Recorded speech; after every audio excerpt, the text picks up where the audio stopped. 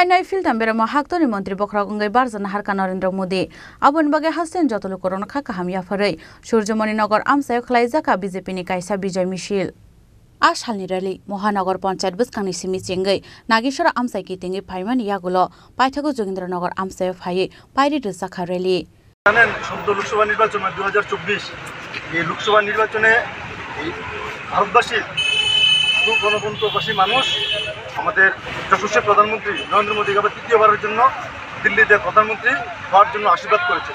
তারই অঙ্গ হিসেবে আমাদের ত্রিপুরা রাজ্যের যে দুটি সিট পশ্চিম ত্রিপুরা লোকসভা নির্বাচন এবং পূর্ব ত্রিপুরা আসনে আমাদের ভারতীয় জনতা পার্টির দুজন মনোনীত প্রার্থীকে এই রাজ্যের গণদেবতারা বিপুল ভোটে বিরোধীদের জামানত জব্দ করে বিপুল ভোটে জয়যুক্ত করেছে।